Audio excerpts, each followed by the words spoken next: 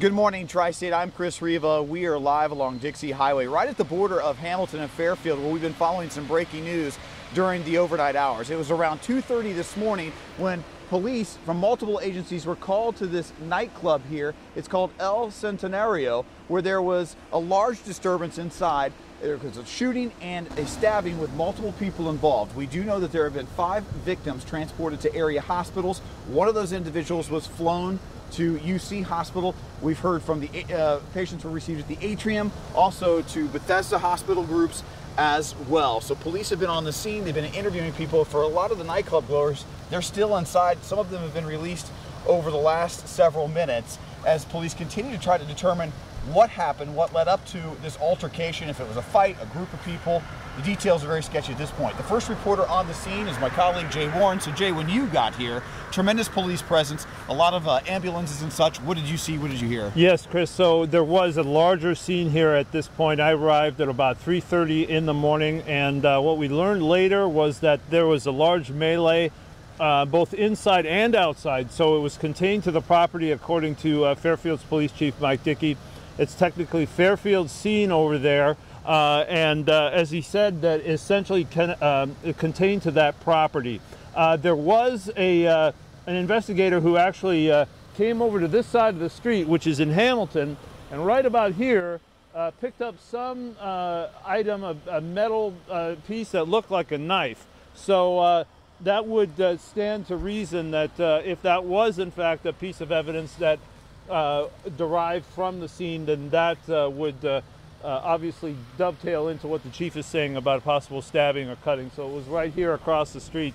Again, as you pointed out, 5 people, 1 gunshot victim, no fatalities at this point, and we're still waiting for more definitive information from Fairfield. Also, so as part of that investigation, from the standpoint, Mike, if you can see the car right behind us. It's the 1 or 2 police vehicles that are still here. They've been going through that car extensively. As Jay, you were mentioning, this melee, if you will, maybe you started in the nightclub. They're still trying to piece it together, but spilled out into the parking lot here. Yeah, that's the sense that I'm getting at this point, Chris. And you were with me too. The bar spilled out actually well after we got here, so they were inside the bar for quite a while. Folks coming out, we tried to talk to them. There was at least some understanding that we wanted to talk, although again, we had a language barrier, as did Fairfield Police, so they had to bring somebody in to translate to get information on what happened. Working with the interpreter. So once again, setting the scene of this nightclub. And it is interesting how you're talking about, we're literally standing in Hamilton, but across the street is Fairfield. Jay, as you mentioned, this is part of Fairfield's investigation. Yeah. But the crime scene tape is rather large. The nightclub itself is literally standing just behind us, as you can imagine, but it goes another about half block up to our camera left here, where police officers are still on the scene. When we got here, or when I got here, there were still a couple of ambulances, but nobody transported. But 1 person was transported via a helicopter to UC. That's correct. And thank you for helping me remember that I spoke to an individual who actually saw that individual transported. And here now is what he said. He was talking about police looking around the area. The police were behind the hotel here, walking with their flashlights down, and then they ran the tape way back. Pretty crazy to see all this. Oh, it was nuts. It shouldn't be happening this close to home.